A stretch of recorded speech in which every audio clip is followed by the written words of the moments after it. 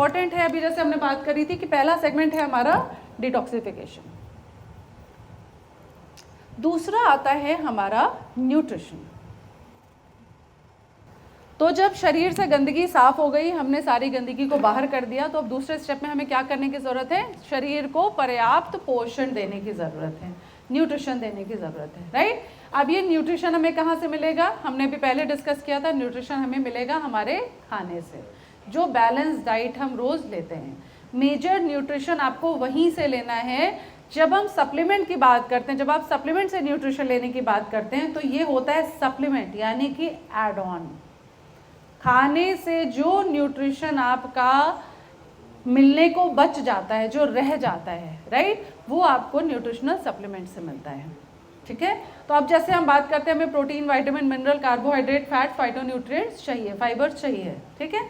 ये हमें लेकिन पर्याप्त मात्रा में कैसे मिलेगा? हम तो इतना ज्ञान भी नहीं रखते कि इतनी दाल में कितना प्रोटीन हमको मिलेगा। हमने कहा कि हमारे शरीर को उतना प्रोटीन चाहिए जितना हमारा वजन है, उतने ग्राम प्रोटीन। तो अब क्या है कि हमें 100% पता है कि हम 60 ग्राम, मेरा वेट अगर 60 ग्राम है, 62 ग्राम है, 65 किलो है, तो 65 ग्राम का प्रोटीन मैं हर दिन कंज्यूम करूं, ये कितना पॉसिबल है? क्या पॉसिबल है आपके लिए? तो हम अगर उसको नहीं पॉसिबल कर पा रहे, तो हमें कहीं से तो चाहिए, क्योंकि वो हमारे रिक्वायरमेंट है, वो हमें चाहिए ही चाहिए। तो उस समय हमें सप्लीमेंट्स का हम इस्तेमाल कर सकते हैं। बड़े सारे लोग मील रिप्लेसमेंट की बात करते कि भाई खाना छोड़ के ये खा लो, नाश्ता छोड़ के ये कर लो, वो अच्छा आइडिया नहीं है मेरे हिसाब से। मुझे लगता है जो नेचर ने हमें जो चीज़ें बनाई हैं वो हमको ज़रूर लेनी चाहिए। हम सप्लीमेंट के तौर पर चीज़ों को ले सकते हैं जिससे कि हमारी वो कमियां पूरी हो सकें। अब न्यूट्रिशनल सप्लीमेंट की जब हम बात करते हैं तो पहला प्रोडक्ट आता है स्पाइरुलिना, बताते जाइएगा। दूसरा प्रोडक्ट आता है प्रोविट एक्स, तीसरा, चौथा ओमेगा 3, इसके बाद और। तो अब जैसे इतने प्रोडक्ट्स की जब हम बात करते हैं, तो ये एक ऐसा प्रोडक्ट है जो आपको कंप्लीट न्यूट्रिशन दे सकता है, क्योंकि इसके अंदर protein, vitamin, mineral, carbohydrate, essential fatty acid, phytonutrients सब कुछ पाया जाता है। स्पाइरुलिना अपने आप में एक कंप्लीट फूड सप्लीमेंट है, राइट। तो हर किसी को पहला तो ये अपने आप को सप्लीमेंट ज़रूर देना चाहिए। दूसरा, ये प्रोडक्ट एक अल्कलाइन प्रोडक्ट है, आपकी बॉडी की एल्कलानिटी को मेंटेन करने में ये बहुत ज़्यादा कारगर है। और ये पाया कहाँ जाता है? ये एक ब्लू ग्रीन एल्गी है जो कि समंदर, फ्रेश वाटर पॉन्ड्स में पाया जाता है, ठीक है। इसको कल्टिवेट किया जाता है, कल्टिवेशन। और दूसरी बात क्या है, ये जो स्पाइरुलिना है, जब इस पृथ्वी का फॉर्मेशन हुआ, आप सभी जानते हैं कि यहाँ पहले कोई जीवन नहीं था, कोई जीव नहीं थे। बहुत समय तक वर्षा हुई, वर्षा होने के बाद जो पहली चीज़ ग्रो करी वो है लाइकेन, ब्लू ग्रीन एल्गी, जिसने कि ऑक्सीजन का जनरेशन करना शुरू किया, राइट। तो ये जो प्रोडक्ट है, ये प्रोडक्ट जब आपके शरीर में जाता है तो जो आप इनहेल करते हैं, ऑक्सीजन लेते हैं, उस ऑक्सीजन को आपके शरीर में फिक्स करने का काम करता है। तो ये जो ब्लू ग्रीन एल्गी है वो आपके शरीर में ऑक्सीजन के लेवल को मेंटेन करने में मदद करता है, राइट। और ये बड़ा अच्छा सोर्स होता है ओमेगा 3 का, EPA, DHA का। क्यों? अभी आप बोलेंगे तो आप ऐसे बोल रही हैं, हमें तो फिश ऑयल से मिलता है। फिश क्या खाती है? फिश तो यही एल्गी खाती है, जिसकी वजह से फिश ऑयल में EPA, DHA, ओमेगा 3 जैसे कंटेंट पाए जाते हैं, राइट। तो ये एक बड़ा ही ज़रूरी प्रोडक्ट है जो कि हर किसी को इस्तेमाल करना चाहिए, ख़ास तौर पे महिलाओं को। बच्चे इस्तेमाल कर सकते हैं, मतलब हर कोई इसका इस्तेमाल कर सकता है। साल के 6 महीना स्पाइरुलिना ज़रूर खाइए, राइट। और अगर आप वर्किंग हैं, आप बाहर ज़्यादा निकलते हैं, आपको न्यूट्रिशन की कमी लगती है, आप थकान बहुत होती है, तब तो ज़रूर खाइए स्पाइरुलिना। दूसरा जो प्रोडक्ट है वो है प्रोविट एक्स। मैं बहुत शॉर्ट में बता रही हूँ क्योंकि ये बहुत लंबे सेगमेंट के प्रोडक्ट्स हैं और आपको बहुत लंबा इसको समझाया जा सकता है, पर क्योंकि समय की बाध्यता है तो थोड़ा थोड़ा ज़रूर समझिए। दूसरा प्रोडक्ट है प्रोविट एक्स। जैसा कि नाम कहता है, प्रोटीन, विटामिन एक्स्ट्रा। तो इसके अंदर ये काइंड ऑफ फोर्टिफाइड प्रोडक्ट है जिसके अंदर बहुत सारे न्यूट्रिएंट जो कि आपके शरीर को ज़रूरी होते हैं वो इसमें सम्मिलित हैं। ये किस तरह का प्रोटीन है? It is a way protein. Market में बेसिकली 4 तरह के प्रोटीन पाए जाते हैं। अभी तो बहुत सारी वैरायटी आ गई है मार्केटिंग के लिए। एक होता है सिंथेटिक प्रोटीन, दूसरा होता है एनिमल प्रोटीन, तीसरा होता है सोया प्रोटीन, फोर्थ होता है वे प्रोटीन, राइट, जिसमें कि जो सिंथेटिक एनिमल प्रोटीन मैं बहुत बार पहले भी बता चुकी हूँ, फिर बता रही हूँ, 50% तक आपके शरीर में अब्जॉर्ब होता है, because that is not natural. कोई भी चीज़ जो नेचुरल नहीं है, नेचर से डराइव नहीं है, हमारे शरीर में अच्छे से अब्जॉर्ब नहीं होगी। तीसरा जो वैरायटी है that is soya protein. Soya protein आपके शरीर में अच्छे से अब्जॉर्ब होता है, पर उतने अच्छे से नहीं होता जितने अच्छे से वे प्रोटीन होता है। सोया प्रोटीन का एब्जॉर्प्शन 75 to 78% तक है, right. Whey protein stands best when it comes to absorption. तो ये आपके शरीर में 90 से 95 से 97% तक एब्जॉर्ब होता है, इसीलिए इसको सबसे बेस्ट क्वालिटी का प्रोटीन बोलते हैं, राइट। इसके अंदर विटामिन B12 भी पाया जाता है, number of amino acids, essential, non essential, हर तरह का न्यूट्रिएंट इसके अंदर पाया जाता है, जो कि आपके शरीर में आपको आपका भोजन नहीं दे पाता, उसकी ये पूर्ति सप्लीमेंट के फॉर्म में करता है। तो आप इसको बच्चों को दे सकते हैं, बड़ों को दे सकते हैं, बुजुर्गों को दे सकते हैं, राइट। दूसरा, इसके अंदर ल्यूसीन नाम का अमीनो एसिड पाया जाता है, जो कि आपके लीन मसल मास को रिपेयर करता है, बिल्ड करता है और उसको स्ट्रेंथ देता है। लीन मसल मास कौन सी होती हैं? जो आपके वाइटल ऑर्गन्स के ऊपर पाई जाती है, जैसे कि आपका हार्ट, आपके लंग्स, तो उनको ये मजबूत करने में मदद करता है। दूसरा, ये जो वे प्रोटीन होता है, ये आप लैक्टिक एसिड इंटॉलरेंट पेशेंट को भी दे सकते हैं। बहुत सारे पेशेंट्स ऐसे होते हैं जिन्हें दूध नहीं पचता, जिनको लैक्टिक एसिड का इंटॉलरेंस होता है, तो आप उनको ये प्रोडक्ट पानी में घोल कर दे सकते हैं। और ऐसे बड़े सारे बुजुर्गों को देखा गया जिनको कि बीमारी से रिकवरी में, जिन्हें की बहुत सारी तकलीफें होती थी, उन्हें प्रोविडेक्स ने बड़ा अच्छा रिजल्ट दिया। साथ ही साथ बच्चों में ग्रोथ के लिए, महिलाओं में, प्रेग्नेंट फीमेल्स में बड़ा अच्छा रिजल्ट है। जो भी प्रेग्नेंट फीमेल्स हैं, एक्सपेक्टिंग मदर्स हैं, they should definitely consume this products, right. तीसरा है कैल्शियम। कैल्शियम हम सभी जानते हैं हमारी हड्डियों का एक मेजर कंपोनेंट है, तो ये ज़रूर इंसान को खाना चाहिए। महिलाओं को तो खास तौर पे आयरन और कैल्शियम का सप्लीमेंटेशन ज़रूर करना चाहिए। तो आप चाहे स्पारुलिना, लॉमलकी में से कोई भी एक प्रोडक्ट और साथ में कैल्शियम, ये ज़रूर इस्तेमाल करिए, क्योंकि महिलाओं की संरचना कुछ इस प्रकार हुई है कि इनको कैल्शियम और आयरन की डेफिशिएंसी बहुत ज़्यादा होती है, because of a natural process which we all already know, right. तो कैल्शियम हमें ज़रूर लेना है, बच्चों को ज़रूर देना है, बुज़ुर्गों को ज़रूर देना है। साथ ही साथ वाइल्ड हनी, बहुत सारा शहद मार्केट में है, पर अनफॉर्चुनेटली काफ़ी सारा उसमें चीनी है, शुगर है, सुक्रोज सॉल्यूशन है, जो कि आप शहद समझकर खाते हैं, क्योंकि शहद तो देवताओं का भोजन माना जाता है। शहद वो एक एंटिटी है जो ज़्यादातर पूजाओं में इस्तेमाल की जाती है, क्योंकि वो प्योरिटी के लिए जानी जाती है, वो न्यूट्रिशन के लिए जानी जाती है। और हनी के अंदर इतना ज़बरदस्त न्यूट्रिशन होता है कि अभी आपको इंस्टेंट भूख लगी हो, बहुत तेज़ भूख लगी हो, आप 1 चम्मच शहद खा लीजिए, और मात्र 1 चम्मच शहद वो भूख आपकी ख़त्म कर देगा। वो आपको इंस्टेंट ऐसी एनर्जी दे देगा कि आपको फिर खाने की ज़रूरत नहीं लगेगी। जिसको लगे वो एक बार ट्राई करके देखिएगा। और शहद के अंदर में बहुत सारे न्यूट्रिएंट्स पाए जाते हैं, बहुत तरह के विटामिन्स पाए जाते हैं, बहुत तरह के एंजाइम्स पाए जाते हैं, जो कि अगेन आपके मेटाबॉलिज्म को भी बूस्ट करते हैं। और शहद एक ज़बरदस्त कैटलिस्ट होता है, जिस चीज़ के साथ उसको मिलाया जाता है उसकी जो एब्जॉर्प्शन है, उसकी जो बेनिफिट्स होते हैं, उनको कई फोल्ड बढ़ा देता है। तो it is also known as catalyst. इसी वजह से आप देखते होंगे कि बहुत सारे आयुर्वेदिक प्रिपरेशन आपको शहद के साथ दिए जाते हैं। 2 वजहों से, एक तो उनका जो तीखा टेस्ट है उसके फ्लेवर को मास्क करने के लिए, और दूसरा उसके एब्जॉर्प्शन को आपके शरीर में बढ़ाने के लिए, राइट।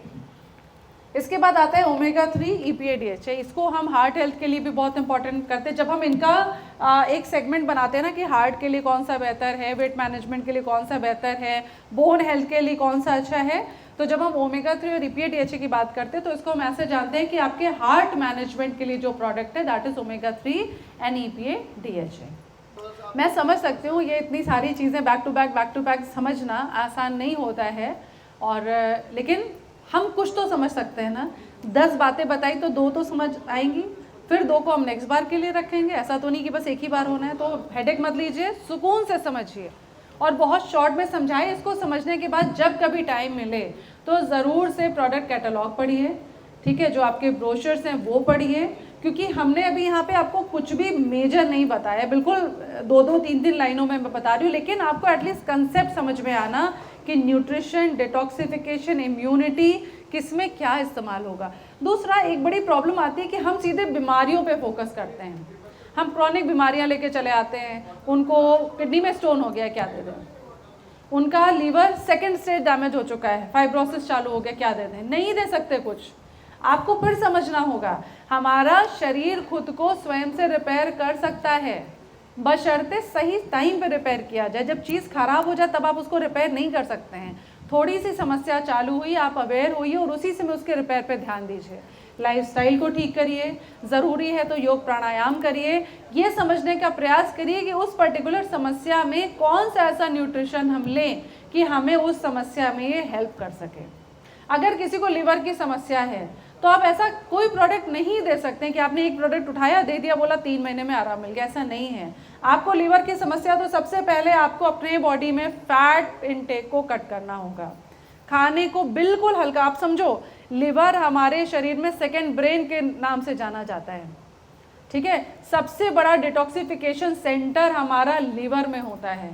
तो जब लिवर आपका डैमेज हुआ तो क्या हुआ, आपके शरीर का निर्विषीकरण का प्रोसेस रुक जाएगा, स्लो हो जाएगा। समझ रहे हैं, फैट मेटाबॉलिज्म स्लो हो जाएगा, फैट मेटाबॉलिज्म बहुत कम हो जाएगा। तो जब फैट मेटाबॉलिज्म नहीं कर सकता, लिवर बीमार हो गया, तो अब आप क्या करेंगे, आप शरीर को ऐसा भोजन देंगे जिसमें कि लीवर को पचाने में बहुत मेहनत ना करनी पड़े।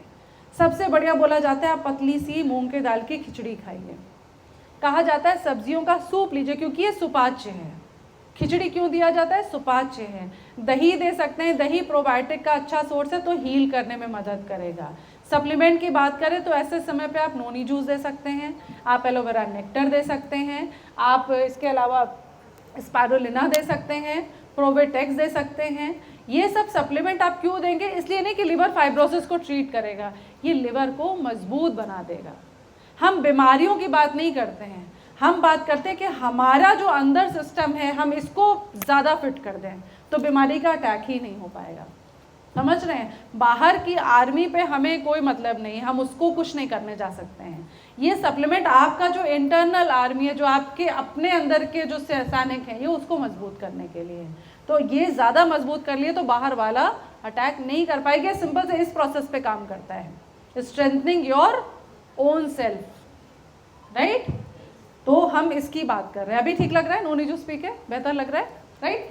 तो ओमेगा 3 और EPA DHA ये क्या है, ये ओमेगा 3 तो पहले एक ऐसा ऑयल है सॉफ्ट जेल के फॉर्म में आपको दिया जाता है जो कि अलसी के बीज से निकाला गया है। बहुत सारे लोग हैं जो नॉन वेज सोर्स नहीं पसंद करते हैं, ठीक है, तो वो इसको इस्तेमाल कर सकते हैं। अलसी के बीज से ओमेगा 3 एक्सट्रैक्ट किया जाता है। इसके बाद जब हम EPA DHA की बात करते हैं तो ये निकाला गया है मछलियों से। सार्डिन फिश का ऑयल होता है जिसको कि हम इकोसा पेंटानोइक एसिड, डोकोसा हेक्सानोइक एसिड के नाम से जानते हैं।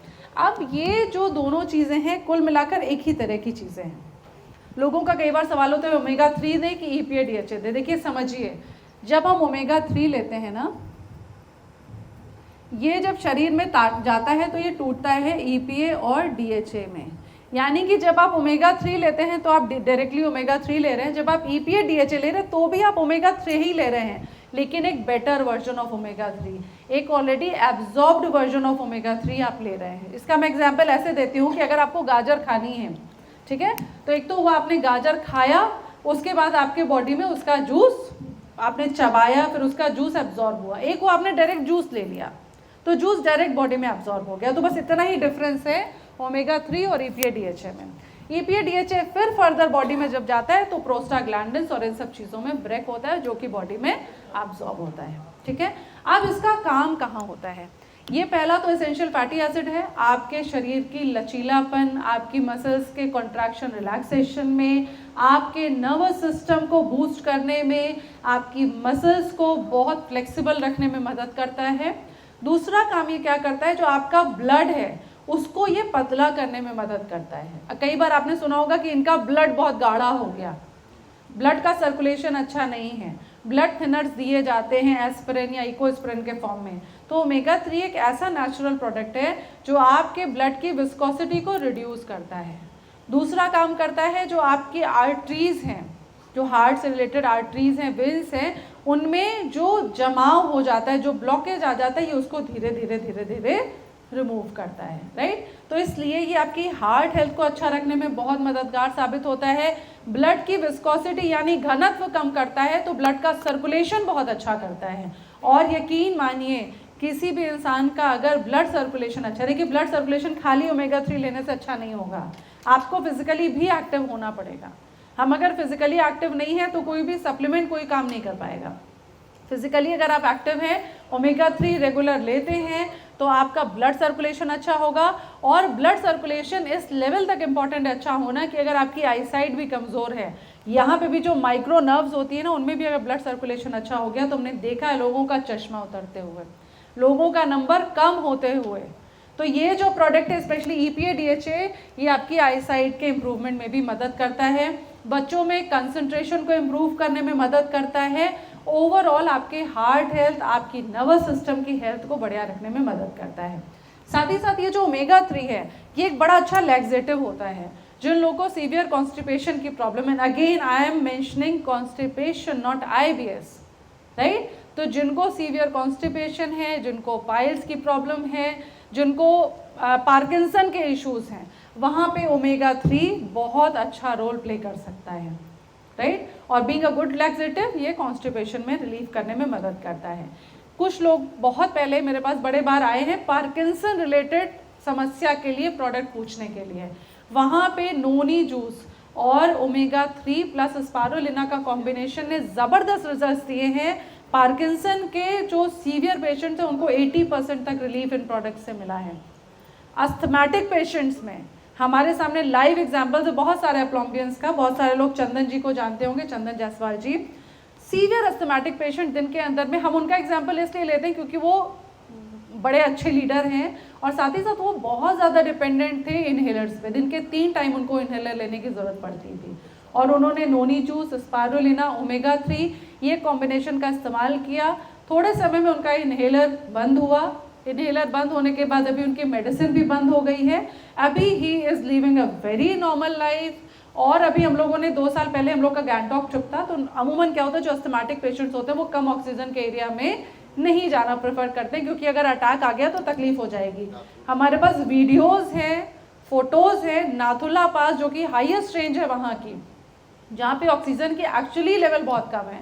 हम लोग भी जब ऊपर पहुँचे तो हमें थोड़ी सी दिक्कत हो रही थी सांस लेने में, वो अपनी बेटी को गोद में लेकर ऊपर तक गए थे। इतने ज़बरदस्त रिजल्ट्स होते हैं। मैं बता रही हूँ कि अगर सही तरीके से इस्तेमाल किया जाए, सही प्रोसेस के तहत, तो इन प्रोडक्ट से लोगों को मिरेकुलस रिजल्ट्स मिले हैं। समझना हमें सिर्फ है कि हमें कब क्या कैसे देना है और लाइफस्टाइल को कैसे शेड्यूल करना है। इसके बाद एक प्रोडक्ट है हमारा लौह अम्लकी, जो कि ज़बरदस्त प्रोडक्ट है उनके लिए जो बहुत ज़्यादा एनीमिक रहते हैं, जिनको हमेशा खून की कमी रहती है और मेंस्ट्रुअल साइकिल डिस्टर्ब रहती है, या तो एमनोरिया होती है या डिस्मेनोरिया होती है, या फिर जिसका मतलब एमनोरिया इज़ ओवर, मैं कैसे कह सकती हूँ, मतलब ज़्यादा ब्लीडिंग होना, over bleeding in menstrual time. Dysmenorrhea is absence of bleeding. आप नॉर्मल भी आप कह सकते हैं, एब्सेंस ऑफ ब्लीडिंग और ज़्यादा ब्लीडिंग, इन दोनों को ये कंट्रोल करने में मदद करता है। तीसरा, ये प्रोडक्ट बहुत अच्छा है उन लोगों के लिए जो कि लिवर या पैनक्रियाज से रिलेटेड समस्या से जूझ रहे हैं, जैसे कि स्वेलिंग इन लीवर या फैटी लीवर की हम बात कर सकते हैं, या फिर पैनक्रियाज में अगर बढ़ गया, जैसे कहते हैं ना तिल्ली बढ़ गई है, लीवर बढ़ गया है, स्वेलिंग आ गई है, ये वाला जो समस्या है इसको आप लौह अम्लकी से बहुत हद तक रिलीफ पा सकते हैं। लौह अम्लकी में क्या पड़ा हुआ है? लौह अम्लकी में पाया जाता है मंडूर भस्म, लौह भस्म, पिप्पली और आंवला। ये 4 चीज़ों का कॉम्बिनेशन है जो कि अगर बच्चों को भी दिया जाए, देखिए बच्चों में भी लीवर की प्रॉब्लम अक्सर देखी गई, बच्चों को भूख नहीं लगती है, बच्चे जल्दी खाना नहीं चाहते हैं, बहुत लेथार्जिक रहते हैं, वहाँ पे आप इसका पाउडर निकाल कर कैप्सूल से शहद में मिलाकर आप अगर चटाते हैं तो आप देखेंगे कि बड़े अच्छे रिजल्ट्स बच्चों को मिलते हैं। बच्चों की भूख अच्छी होती है, बच्चे अच्छे से खाना खाते हैं और बच्चों का वेट भी पुट ऑन होता है जिन बच्चों का कम होता है, राइट। तो ये कुछ प्रोडक्ट्स हैं जो कि आपके न्यूट्रिशन में बहुत मदद करते हैं।